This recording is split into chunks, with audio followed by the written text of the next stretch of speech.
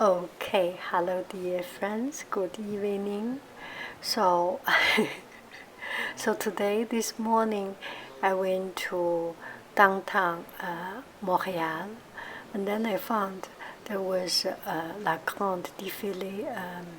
My white hair. I found there was a parade, and I noticed everyone wears a beanie. It's so funny. Canadians, everyone wears beanie because it's cold. So I decided I need to buy a hat, at least to cover up a little bit because it's cold. And also I found the hat can cover up a little bit of this white hair, and it makes my transition to gray hair a bit more comfortable. Without it, this is a hard time, so it's better to have a little bit cover up. Nothing wrong with it, don't you agree? So I came to this place, and this is a Redpath museum, and immediately I was attracted and fascinated by how beautiful, how elegant, and how classic this museum is. And actually, this reminds me very much of the Australian Natural History Museum in Botanic Garden in Sydney. When I lived in Sydney, I went to this museum very, very often because my son was young at that time. They were in elementary school age, first, second grade, and it was perfect that for children to go to museum, natural history museum. And in that museum there was a skeleton of a monkey, something, so that you can, or skeleton of monkey or of human, so that you can see the movement, bone movement, and also there was a dinosaur there. Anyway, so let's focus on this beautiful museum in front of our eyes. And this one is called Redpath Museum, and it was donated or initiated by a sugar baron or sugar business guy, Peter Redpath. And he donated this museum. He made it, let it made, contributed the money. And it was on the occasion of celebrating 25 years of McGill University principal, became principal for 25 years. So he donated this museum as a gift. And this is the oldest, the first Canadian museum dedicated for making a museum, the first building that is dedicated for museum. And it's so classic, and it's exactly the particular style of museum. I think maybe this is the same time as Australia, or at that period the museum has a second floor, third floor with cabinets, wood cabinets, and these veranda and mezzanine, and a lot of cabinet. Second floor you can see from top level looking down. And this, what we are right now, is on the second floor. On the basement there are research room, classroom, and this one is actually used for McGill University for the research for different things. Oh, good, Gaston. It's a special Canadian food as the shape of the good Gaston. Beaver tail, I think it's called beaver tail. That shape, deep fried with a lot of oil, with a lot of sugar, and it's very delicious. Caramel. And it's just fascinating to see this museum. It is so classic, and it takes you back hundreds of years to see as if you are seeing the original museum in the world. It was kind of curiosity shop with the collection of this and that from all over the world. And this is a natural history museum. There is an exhibition, there is a collection about paleontology, biology. I will not use these logy words. Mineralogy and ethnology. Anyway, it covers a lot of a wide spectrum of knowledge, of interest. There were dinosaur bones, and I was picking up one dinosaur bone, real dinosaur bone, and it was so heavy. And just think about the weight the dinosaur have to put on their body. It kind of makes sense. They have such a heavy body. And this is a dinosaur bone macro lens.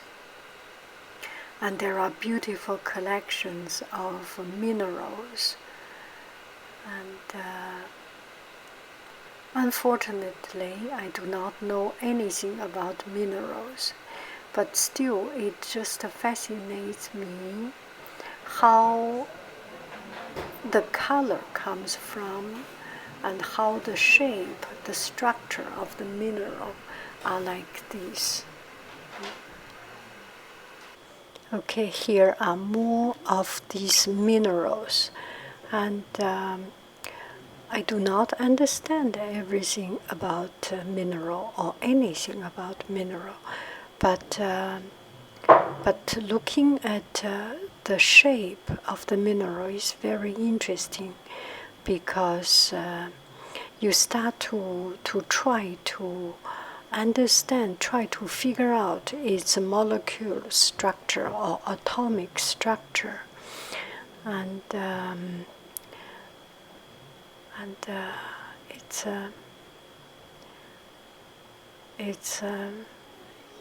it brings a lot of interesting thoughts.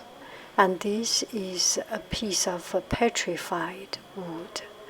This wood has been dyed, and let me see. Okay, let me just read through about this piece of petrified wood. Did I videotaping? Okay. This is a polished section of a cut log of a giant tree called Araucaria.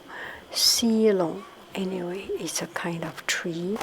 These trees grow in a lush forest in what is now Arizona, about 175 million years ago, after being swept away by floods. Arizona had flood. Long time ago, and buried in stream channels. Water dissolved the silica from the ground and slowly permeated the wood, modifying the cell structure and filling up the intracellular spaces with various forms of cores. So, because the wood has been dyed and it was soaked in water, and this water is neutral, but after a long time, it starts to have some chemical reaction, and the water permeate the wood, get into the wood, and modify the cell structure. The cell structure has changed, and because of the water, later on get into the wood and become silica, become cores. It's really hard for me to understand it, but just seeing it, it is fascinating. And it is hard for me to zoom in because I was using a macro lens, so I have to be very, very, very, very close to it. I hope you can see a little bit, a teeny tiny little bit of the structure at least. Isn't it fascinating?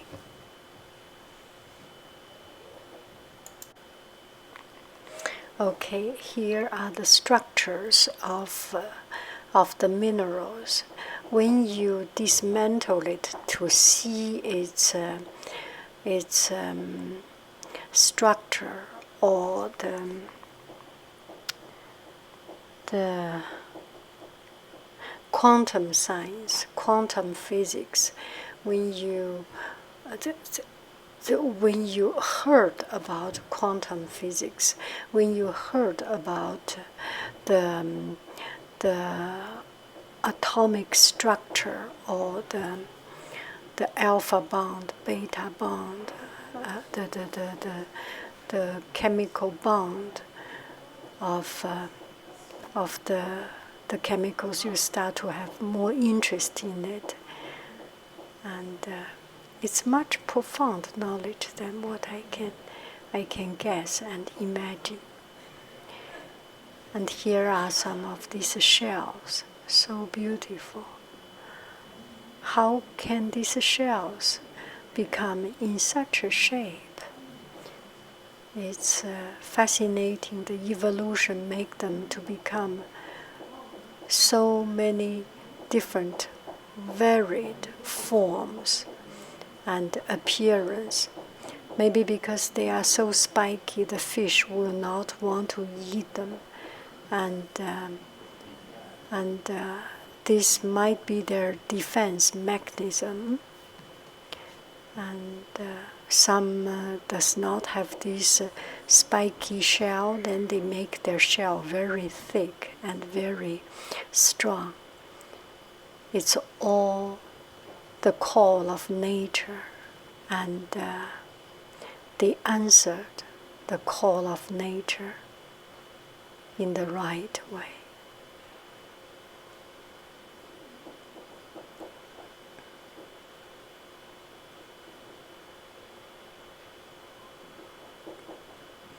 Every time I see those things, I was fascinated. And there are millions of these collections from all over the world. Some from this part of the world, some from others. There are things from Egypt, from China, from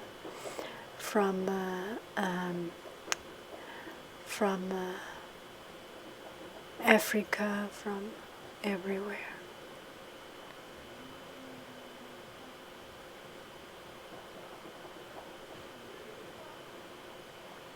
And this is another very interesting thing. It's a fish, and this fish it's a kind of a river trout. Because of this parasite fish, this parasite fish suck into the river trout, and sucking the blood, made it extinct almost. And this is a zebra mole. It has a super strong productivity.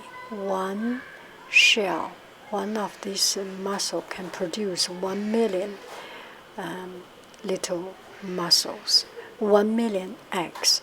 So they overtake the ecosystem. And the third one is a carp, because it likes to eat the root of the river plant and make the water very muddy and disturb the ecosystem of the native land. And those carps, because they like mud, they like to eat the plant.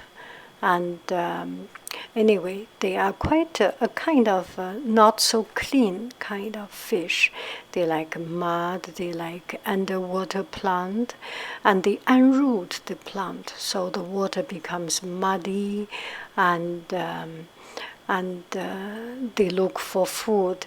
It's kind of a destroyer or destructor of the existing ecosystem. So they survived, and they have very strong reproduction power, but it damaged or destroyed or disturbed, the better word, disturbed the original ecosystem and make the original fish very unhappy and cannot survive very much. Very interesting about this kind of migration power, the adaptability that makes it's just a very interesting thing to see some foreign species enter into a native land and totally damage the native land. And this happens in so many things, not only in the nature world and also in the human world, I feel. Anyway, and this one is a very interesting story. This guy, his name is Adam Levine, I think. It's Ed Levine. And he did different kind of jobs, and he was a successful businessman, and he retired, and he looked at his brother's shells and collection, and got interested and had this uncurable disease or uncurable addiction of conchs, and started to Ab Levine. So he started to collect all different kinds of conch and shells, and went to some shell competition and gained a lot of trophies. Had quite a good reputation in the collection of shells. And he donated all his shells to the Redpath Museum. Very interesting, see the shape. This is so interesting. And so delicate. This is so spiky. I guess this is a very powerful self-defense mechanism. Imagine a fish, imagine anything eating it. It will hurt, right?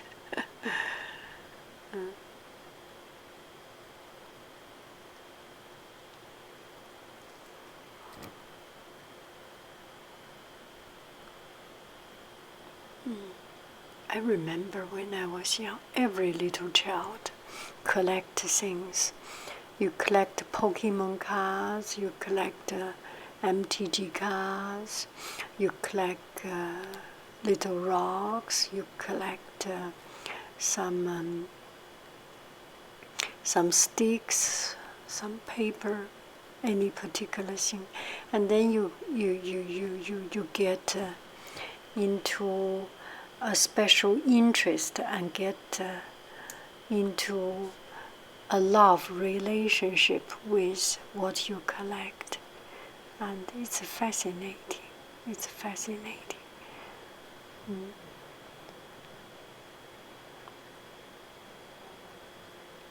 What do I collect now? I think I had some time. I like to collect pens. And, well, sometimes it is also good to live a simple life. When you need, you can come here to see, but not to have too many things. Too many things will become a burden. Anyway, there is too much blah blah blah unrelated, and if you come by Montreal, come to this museum. It's a beautiful city. It was very cold today. It's cold. Colder than I expected, but not so cold for the Canadians. I think they're used to it. And when you are prepared, you are okay. And enjoy to see something classy, enjoy to see something beautiful, enjoy every day of your life, and enjoy the fall leaf, and enjoy a new hat that covers your imperfection of yourself. Yeah, you do not see my messy hair, right? I love you, I really do. Do. Bye-bye, friends.